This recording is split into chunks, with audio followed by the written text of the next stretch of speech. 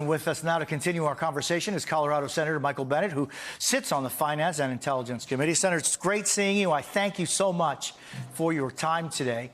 You know, Senator, I think back, I mean, you were part of the Gang of Eight that negotiated an immigration bill, a comprehensive immigration bill that passed the Senate in 2013, a bill that, among other things, included path to citizenship for undocumented immigrants. It dealt with DACA. It dealt with the border, strengthening the border, and so much more.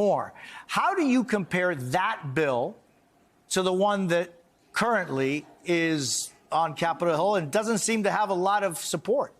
Well, that bill is no longer going anywhere. The Gang of Eight bill was far more comprehensive.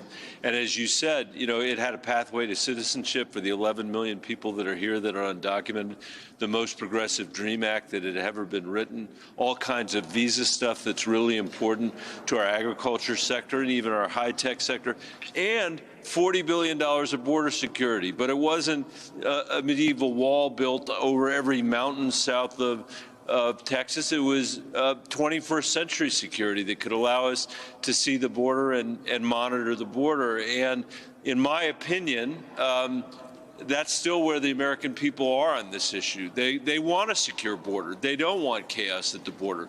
They also want to know that we've got an immigration system that can drive our economy. And they know that a third of the economic growth in America for the last 100 years has been the result of immigration.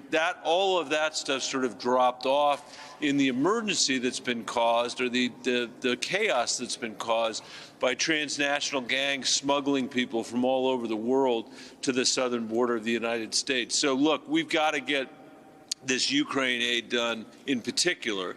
And then we're going to come back, and I assume we're going to have a campaign where we're going to litigate these issues on immigration going into the general election. And then we've got to, I think, get back to a bill that looks a lot more like the Gang of Eight bill. In no way am I calling you and me older, but that was already 11 years ago, Senator. I know. Oh, my God. Do you ever think about, had that thing passed, had the House of Representatives, that at the time was majority Republican, even put that bill to a vote and it could have been discussed to some possible conferencing later, how things would have been different if 11 years ago this thing would have been dealt with. The whole world would look different today. I mean, I think that had they put it on the floor, remember, it got 68 votes in the Senate. Even Lindsey Graham yesterday was on the floor of the Senate reminding everybody how many amendments we had, how many votes we had, 68 votes. And if they just put it on the floor, it would have passed. And I don't think Donald Trump would ever been elected president. I don't think a guy could have rolled down the escalator at Trump Tower saying Mexicans are rapists and been elected president or even nominated to be president of the Republican Party. It was a terrible shame. I'll tell you, John Boehner, whom I actually like, who was the Republican Speaker, says the worst mistake he made as Speaker of the House was not putting the Gang of Eight bill on the floor. And I agree with him. It was a terrible mistake. It was a terrible mistake, but they considered it. And the fact is that if you make a mistake not knowing that you're doing that, that's one thing. But they were very clear. Everybody was very clear that this was a possible fantastic way of solving an issue, and they decided not to do it. And Senator, just going back to what you were talking about, the Ukraine and Israel aid bill, what do you see going forward on this? Well, after the Republicans insisted that border be part of this and then they dropped it, we had a procedural vote yesterday that had 67 votes. 17 Republicans joined the Democrats. And we've got to stay here throughout this weekend until this is done. The Ukrainian people have astonished the world in what they've done over the last 2 years. Putin invaded their country.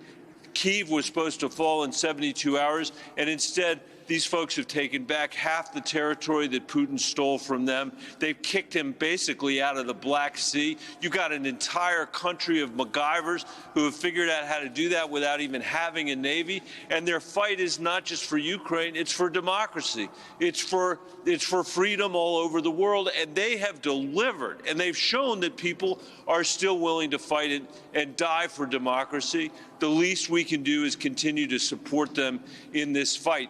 This is a profound test of our resolve as a nation, and this is a moment when the United States has to lead our allies, not just in Europe, but around the world, because if we don't, this war will not end. It will never end.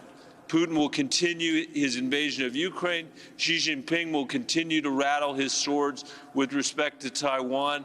And Putin, the last point I'll make, Putin is not doing that well on the Ukrainian battlefield.